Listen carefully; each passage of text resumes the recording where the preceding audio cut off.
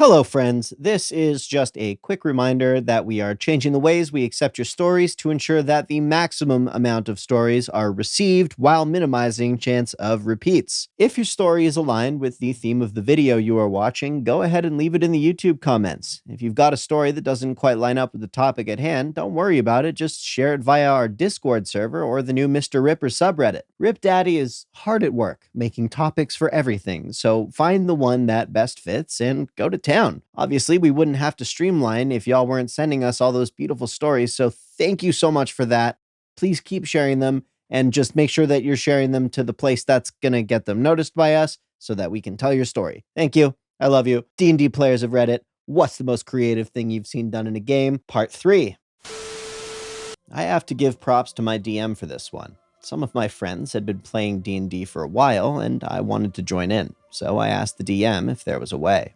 We decided to do something a little unorthodox. The party had been dealing with a dragon cult led by this particular dragon. They managed to fight off the dragon, barely, and were eager for another shot at him. They came upon my character, a human rogue, in a tavern, and I improvised how I'd heard tales of their characters and their cunning defeat of said dragon. I told them of my village, which was under this dragon's attack, and asked for their help. They happily agreed, but only once they had finished with this quest they were on. So I joined up with the group and helped them with their quest, sharing tales along the way, so I was nicely integrated into the family. Once their quest was complete, we returned to the Dragon's Keep, ready for round 2. I decided to give them an epic, Braveheart-like speech to get the fires burning before we charged in. At the climax of the speech, I screamed, "Hail, Trogador!" And everyone was just kind of like, wait, what? I grabbed the nearest player character and used Assassinate, resulting in the first player character death of the campaign. The dragon swooped down, and I fought alongside him against the heroes. This wasn't the character I was actually going to be using for the campaign, just an NPC to help me learn the D&D basics and really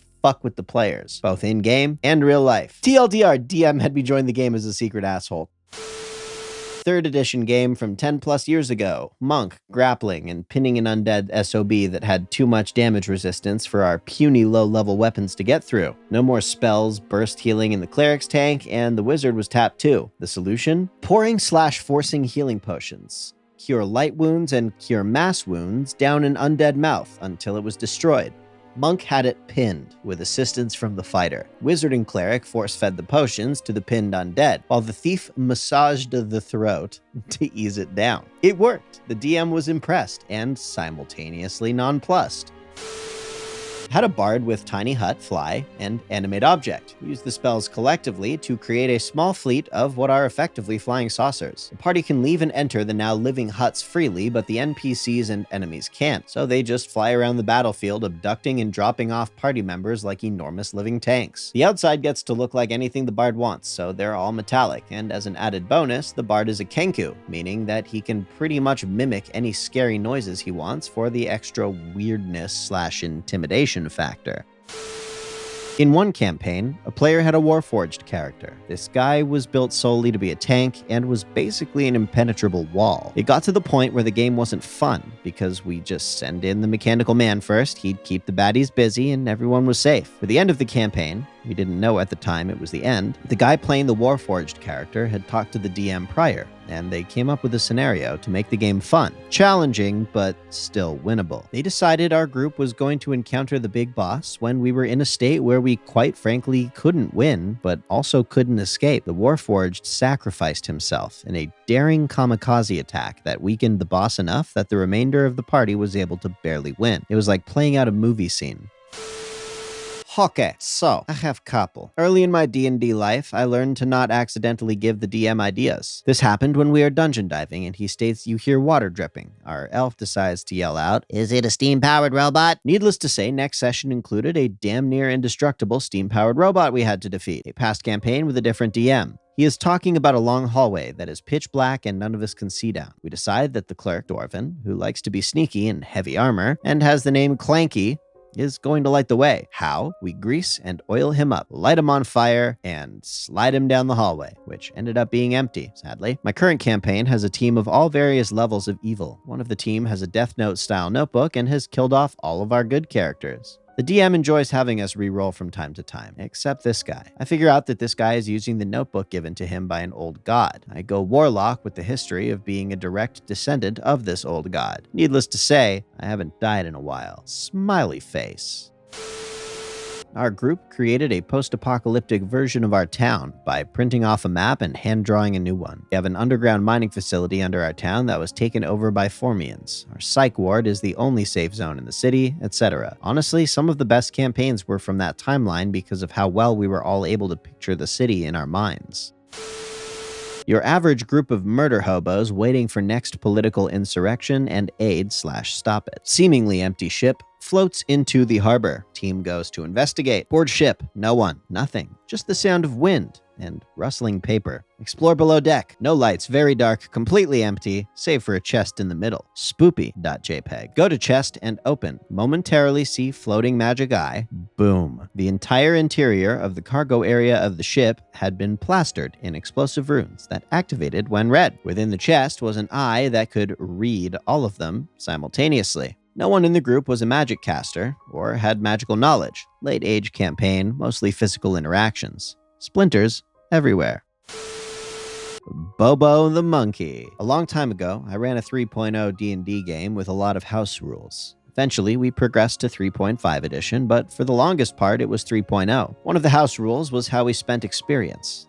I allowed players to gift experience to henchmen and sidekicks to make them better, spend experience to buy feats outside of progression, or improve parts of a class at a time.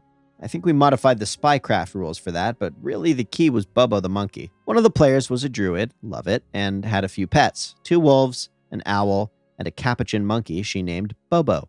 At the time, she was dating the wizard, and someone thought it would be cool/cute if he took the monkey as a familiar, so they had an NPC in common.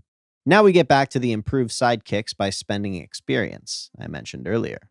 Originally, Bobo was just a capuchin who got the intelligence boost for being a familiar. However, they decided to teach the monkey how to wield a sword, and gave it a spare +1 short sword for shits and giggles. Due to the strength of the monkey, it didn't really do much in the way of damage since it had a 3, 1d6 -3 if I recall correctly, because of the +1 magic enhancement, and it had to wield it two-handed like a greatsword because the capuchin is tiny. Then a player decided to give the monkey a feat to improve its attack stat. This is where it went out of hand. A barbarian player character was willing to teach Bobo how to rage and be a barbarian. Another player sacrificed some 10,000 experience to get Bobo a bunch of levels. Other player characters added in too.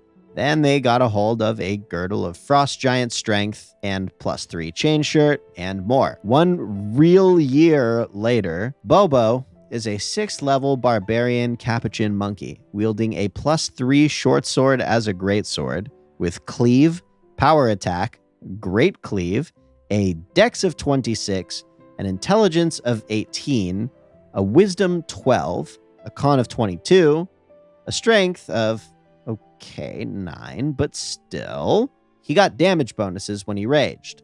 Also, due to the HPs people bought for him, via various feats they paid for, Bobo had around 100 hit points. His final attack was something like a +21/+16 for 1d6 +3. His AC was insane. I think he was close to 30 by that point, mostly from dodge and deflection too. The party enjoyed sending the killer monkey out to fight some threats while they watched. I hated that fucking monkey. DM was running an evil campaign, and we got some magic crystals, main story quest items, and we had no idea what they were. At one point, 2 of us get nearly stabbed to death, and the rest of the party decides, instead of getting us up, to put one of the crystals into the Goliath's chest cavity. He began to absorb the dirt and grow into a stone titan, a 20+ challenge rating legendary creature, and he was rampaging. That's how a party of level 3s got their new friend, after calming him down, of course. The DM also mentioned that he can go out of control and just TPK us, so we should be careful how we use him. It was super fun.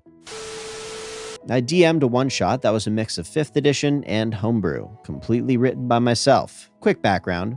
basic plot was that there was supposed to be some kind of ultimate dragon lair. But as the party advanced, they'd realize it was actually an underground dragon slave trading ring. So right before the climax of my storyline, the party gets to the ruins of this citadel, and there's this huge-ass door they need to go through to get into the mountain where the dragons are. I meticulously planned out a puzzle for them to open the doors. It was incredibly complicated and involved a lot of wordplay and even a weird slide puzzle thing that I had drawn out. Anyway, my rogue simply said, "They're ruins though. Can't we just walk around the doors?" The whole party agreed, and I made the rogue roll a perception check. He passed, and I had to say that they realized they could just go around the independently standing doors and into the mountain. Maybe not too creative, but it made me completely frustrated as a DM. I once created an adventure where a witch accidentally pulled Kermit the Frog into their dimensions and where he immediately ran off with her crystal ball. She then hired some adventurers to get back the orb. They eventually chased Kermit into a cave system where they had to battle against all the other Muppets that Kermit had summoned to defend the orb. It was a post-apocalyptic setting for 5th edition, Apocalypse the Risen. Pre-order now. And I was in a playtest with one of the creators. We were driving along a road, and he asked for a perception check. We failed, and all of a sudden our vehicle gets speared by a giant harpoon from nowhere. Suddenly, we can't cast or speak, and no sound is coming from anywhere. Turns out the antagonists had cast silence on the harpoon and invisibility on their vehicle, so we never saw it coming. Now I want to use this for everything. Battering ram coming at a castle? Why not cast silence and invisibility on it? Hello, my scrumdiddlyumptious little cosmic meringues. Thank you for watching this video to the very end. Your attention span is truly a gift of the gods. Now, if you're new here, please say hello in the comments. If you're not, welcome the new folks. Let them know how much Rip Daddy loves them. Just to reiterate, if you want to share your story as a YouTube comment, please share it to one of our videos that has the correct topic, or we might miss it. If you have a story you are itching to tell that doesn't match this video topic, don't worry about it. You can share it to us on Discord or the new Mr. Ripper subreddit. If you love you some delicious fucking caffeine, my darling, please make sure you check out our D&D friends over at Adventurers Coffee Company. Our coupon code, Mr. Ripper, gets you a nice little discount, and it helps us when you buy coffee. Anyway, please sub for Nat 20s. I love you. We'll catch you next time.